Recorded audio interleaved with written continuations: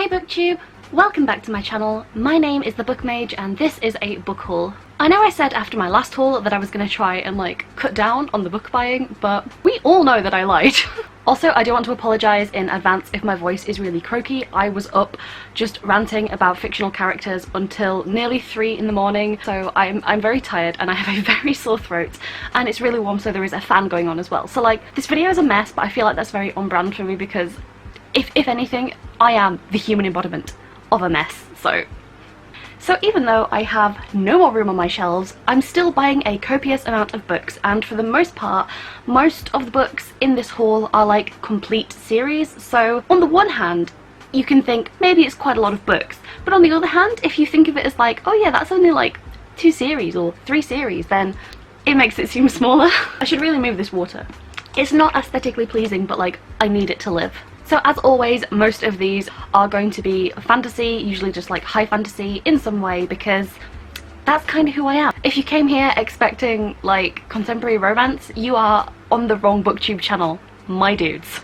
So the first complete fantasy series that I hauled was the Traitor Sun Cycle by Miles Cameron. And this is a pretty chunky series of books, they're kind of thick.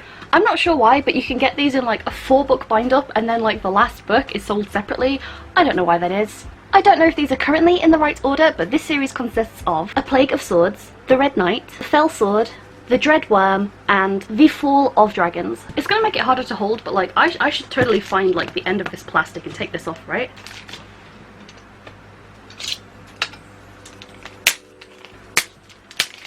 This is why it's always useful to have a knife in your room. Don't follow my advice. So I'm pretty sure Red Knight is book 1, so I'm just gonna hold this one up for now. So like all of my books that I buy, I tend not to know a whole lot about them before I go into them. I like to get just a general idea of maybe what they're about and the sort of tone, but other than that, I don't tend to even sometimes read the synopsis. I like to be surprised. So I believe this book follows a knight, or possibly a band of knights, who are specifically employed to fight and kill dragons. And I've heard that this is possibly quite dark and gritty and bloody and a bit more realistic. If you actually sent out some knights to kill a very big and dangerous beast, it's not quite like one of these glorious fairy tale type dragons. It's a real beastly fight to the death sort of scenario. And at some point last month, I was just really in the mood to read about knights and men in armor and with swords and fighting, and for some reason that was just that was really the thing that I was really in the mood for. So I thought I would just pick up this whole series. I have been meaning to read this. It's kind of been at the corner of my possible future TBR for a while, and I just felt like picking it up. I just felt like just getting the whole series on a really cheap book bargain, because I think this was £26 for all these books, which is not a lot. So yeah, you can't not sell me a book with knights and dragons in it.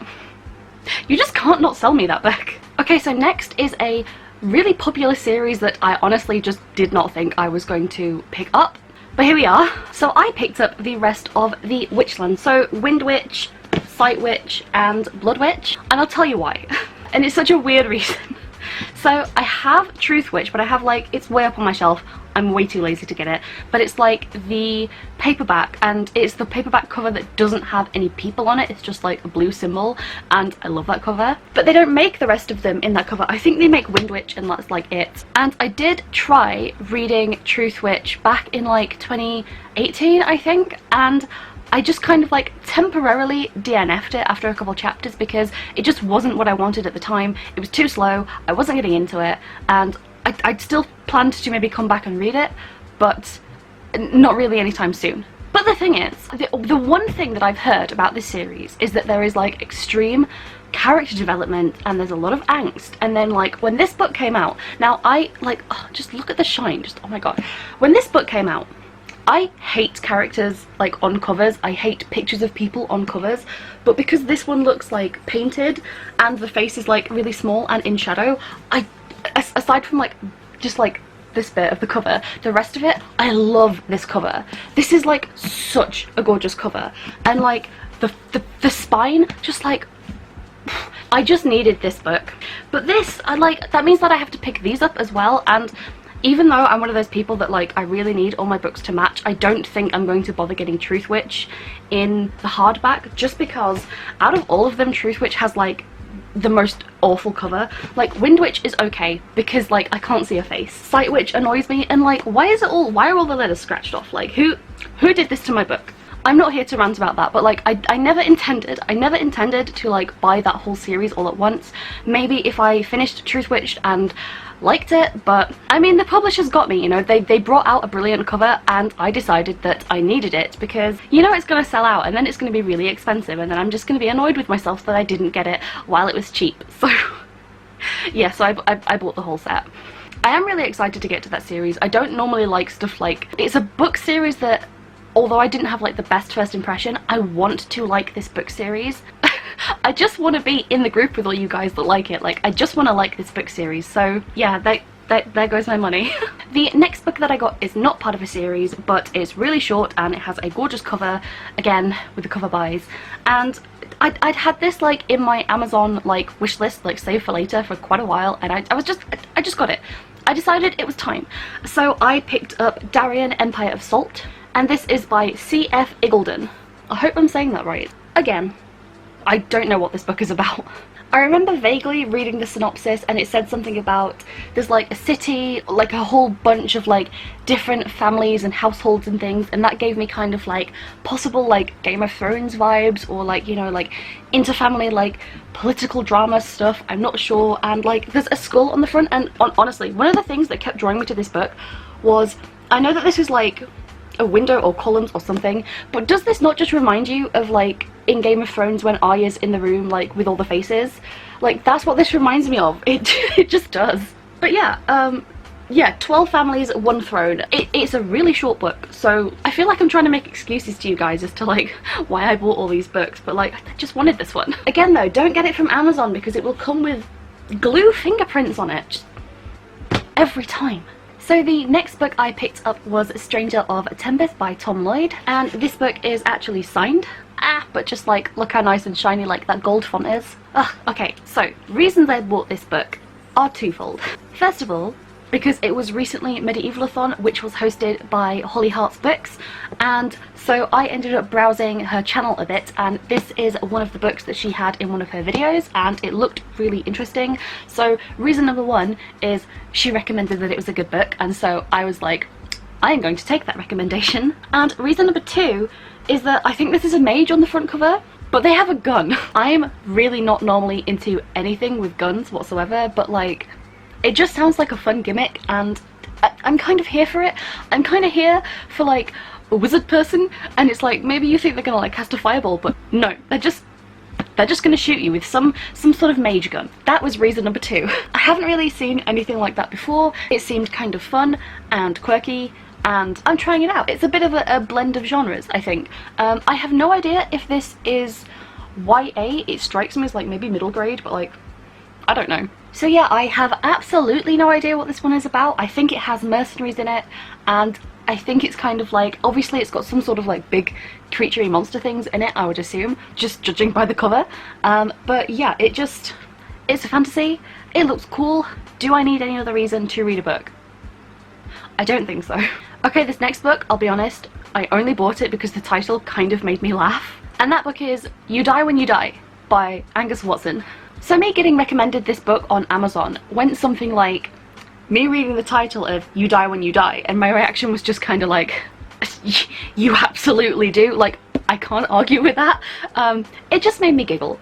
You know, you die when you die. You sure do. Again, I don't really like people on the cover, but this kind of strikes me as like a holiday, like beach type book. And I know for a lot of people that might not make sense. I think it's because I hang out in places like Whitby. For some reason, when I see books like this, I think, oh, I'd like to take that like to the beach or on a picnic. It just gives me that vibe. I think that's just very specific to me, but I hope that I'm going to be able to take this book maybe with me on like a car journey or a picnic or something like that. And, you know, read about the fact that when you die, you do in fact die. It do be like that. Yeah, I don't know much about this. I think it's a fantasy. It's definitely like bloody, medievally themed. Do I really need any more? My reasons for buying books are like, they're getting worse. Okay, so next I picked up the second book in the Captive Prince series, and that is Prince's Gambit by C.S. Pacat. So I read the first one last month, and it'll be in my like wrap-ups type video, whichever side that's on. My voice is going. And I just spilled water on my book. So this is like a mature adult romance novel, and I didn't really know that this book had like a reputation on BookTube. I actually only picked up the first one because I was recommended it by a bunch of anime fans, so I don't really know how that happened. But yeah, I read that one and I didn't really like it all that much, but it was such an easy read. So I just bought the second one because, like, again, it's really small and I can fly through this, and I actually just really like the texture of these books. Like, again, I'm not a huge fan of this series. I don't know whether I stand on the I'm okay with it or I hate it side yet, because nothing that horrendously bad has happened, but I'm waiting for the severe Stockholm Syndrome thing to kick in because, like, I can feel it coming. Essentially, the series follows like two princes. One of them is captured and sold as like a pleasure slave to the other prince, and he's not really a very nice person. It's just, I just think of like the worst kind of like court that you possibly can, just like the absolute most debauched, degenerate court possible.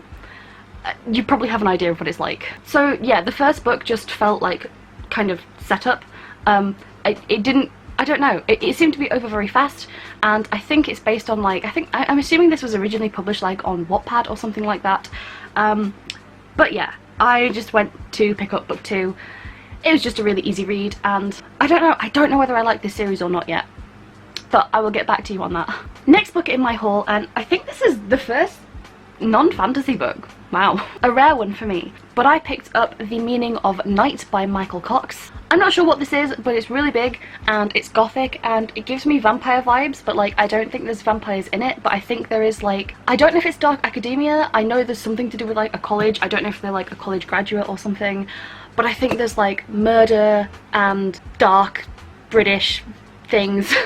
Do you know the vibe that I'm trying to talk about? I think it's set in Victorian London. I'm pretty sure that there's like a lot of like murder and mystery and such in here. It's pretty dark. I think it's just meant to be like, it's a gothic novel basically, is what I'm trying to say, which fits me perfectly. This book is kind of beat up, like it's so dirty, and I'm getting sick of people selling me books in very good condition and then like they come like this. I'm like, I'm gonna fight you. But yeah, this is kind of a thick boy, but like I think I'm gonna save this for like around Halloween time, when I'm feeling like something kind of, I don't know, gothic and dark, Victorian, London murders. Yeah. Where am I gonna put all this? You can't even see it. Okay, sticking to the gothic vibes of the south of England, I also picked up Wakenhurst by, I forgot, it's Michelle Paver. First of all, this book is gorgeous. It had a magpie on it. I saw it in Blackwell's and I couldn't resist. I could not resist. It has a magpie and I am a magpie. So this, I believe, is a gothic thriller, and I do know a little bit more about this one. I think it follows a girl and she lives like out in the fens somewhere in the south of England. I forget where. And I think she lives with like maybe like an abusive father, and he finds one day like this like painting of like a devil and he gets really obsessed with it or something like that, and then I think like strange things start to happen. I don't know whether it's like ghostly or devilry or witchy stuff or like what, but it's dark and gothic, and you know, it's got like the atmosphere of like the southern England gothic atmosphere, and it has a magpie on the front. Also, this edition of the book is beautiful, aside from like this gorgeous magpie boy. But this is a signed edition, and like aside from like the signature, look at how cute like the little magpie signature is. That's so cute. The end papers are gorgeous, and aside from the fact that the naked book is also gorgeous, it has like one of the little ribbon bookmarks, and I feel like every single hardback book should come with one of these. It just should. But just, yeah, this is a gorgeous book. Again, you can't see it. I'm probably gonna pick that one up around like Halloween time as well. You'll probably see it in like a future spooky October TBR or something like that. Next, I have 2 more books that are of yet another different genre. I know, look at me, branching out, sort of. So they are The Song of Achilles and Circe, both by Madeline Miller. And I'm actually reading this one now. So if there's one thing you need to know about me, it's that I really do love the classics. I love classical literature. I used to take classics when I was in sixth form, and I love those books. I love Greek myths. So these are both retellings of Greek myths. So this is the story of Achilles and Patroclus, and this is obviously Circe, who appears in the Odyssey. I'm not really sure like how much to say about these because I didn't read a synopsis for either one of these really, because I'm very familiar with like the source material, but for the most part it's one where I feel like you kind of can't spoil this because it's like it's a story that's several thousand years old. Like, it's been out long enough for you to know what happens, but also some people just don't, so I'm just gonna like not say anything just in case. But yeah, I think that these are fairly popular like myth retellings. I don't tend to read a lot of retellings, but like if it's Greek myth, like I'll make an exception. Also because like this book under the cover is so gorgeous, and I absolutely love the style of the map. Okay, like no matter where I put these, you're just not going to see them. That's fine, because we're on to the last 3 books anyway. So if you watched one of my Medieval-a-thon vlogs, you will have already seen a little sneaky peek of me unboxing these books already. And they are the Illuminae files by J. Kristoff and Amy Kaufman. So that's Illuminae, Gemina, and Obsidio. And I'm quite pleased that I managed to get my hands on the US hardcovers of these. Mainly because like under the cover, it looks really cool. Like it's a really cool way to do this with a book. So again, I don't know very much about these books, but if you saw my last wrap up, you'll know that I just finished reading Nevernight and God's Grave by J. Kristoff, and his writing is just phenomenal. He's one of my new favourite authors. I really loved those books. And even though I'm pretty sure this is going to have a much different tone, I still think that obviously like he's a very good storyteller, and I have been eyeing these for a little while, mainly because like they look pretty cool. The way that they're actually like written inside, like as a file, it just seemed interesting. And I tend not to like sci-fi books that are just like a fantasy set in space, which I think this is possibly more likely to be. But again, I'm just making an exception for this one because I'm more interested in reading it for just like the sort of different, I guess, reading experience that I'm going to have reading a book in this style. And it makes me think that I could probably like blast through these pretty quickly because a lot of the pages are obviously like images or like chats back and forth and whatnot. So yeah, I know it's probably not going to be like as dark and witty as Nevernight, but again, I still wanted to try them. So from what I know, I think it's like 2 young people who like broke up, and then that same day they both escape a planet which is blown up by a corporation or something like that, and they're trying to figure out like what's going on and how to get to safety or something. It sounds pretty interesting. I don't know what, I think it's YA, so I'm not entirely sure, but like I think it's YA. But yeah, I'd be interested to pick these up at some point. Yeah, I mean, look at me, I'm really branching out, you know. I have not every single book in my haul was a fantasy. Look at that. Aren't you proud of me? Yeah, so those were all the books in my haul. I feel like I'm really bad at hauls. I just buy a lot of books and then don't really know what to do with them, so like I don't know if I'm the best at doing hauls just yet, but I still like doing them, mainly because it involves buying books. And hopefully I will see you guys in the next video. Bye!